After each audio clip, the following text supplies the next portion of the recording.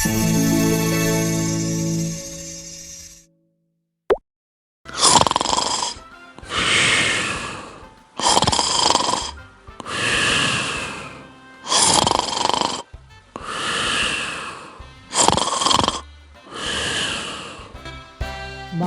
ভাত খেয়ে দুপুরে একটু শুয়েছিল, হালকা তন্দ্রা মতো এসে গেছিল।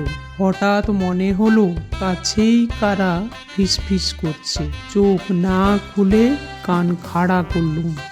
দেখ দেখ ফুলিটা উঠছে আর নামছে, কেন বেলুন ফুলছে, আবার হাওয়া বেরিয়ে যাচ্ছে না?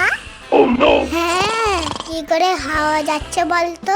কেউ তো ফু দিচ্ছে না? দিচ্ছে তো, দেখতে পাচ্ছিস না?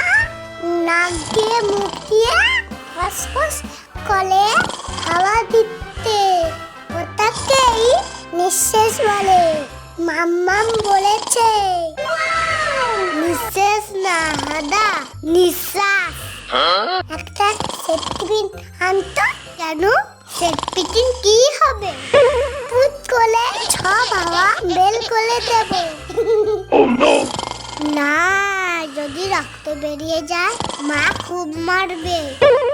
রক্ত নেই রে, সব হাওয়া আছে।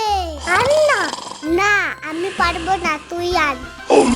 কত বড় ভুলি, নালে শিব ঠাকুরের মতো। শিব ঠাকুর কে বলতো?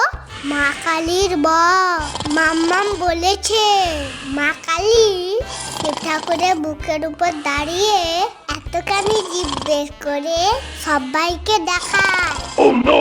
কেউ মা কালীকে বকে না কেন? বকবে কেন? মা কালী তো ঠাকুর। আমি স্কুলে একবার মিসকে জিভ দেখিয়েছিলাম, আমাকে মিস খুব বকেছিল। মা কালী তো ঠাকুর, তাই কেউ বকে না। তুই কি ঠাকুর? আমি সকালে মা কালী দেখে এসেছি, পিসিমণি প্যান্ডেলে নিয়ে গেছিলাম। কি একা একা গেলি? আমাকে নিলি না কেন?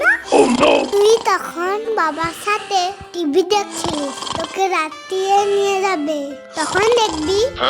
না, আমি এক্ষুনি মা কালী দেখবো। এক্ষুনি কি করে দেখবি? মা কালী তো প্যান্ডেলে। আমি মাম্মামকে বলছি বাবার ফুলের উপর টানিয়ে চিপাল করতে, তাহলেই মা কালী হবে। হ্যাঁ তেরি, ঘুমে নিকুচি করেছে। বন্ধুরা, আমার ছেলে মেয়ের সঙ্গে মজার মজার খুনসুটিগুলো দেখতে হলে অবশ্যই চ্যানেলটাকে সাবস্ক্রাইব করে সঙ্গে থাকতে হবে, এবং কেমন লাগলো কমেন্টে জানাতে ভুলবে না কিন্তু।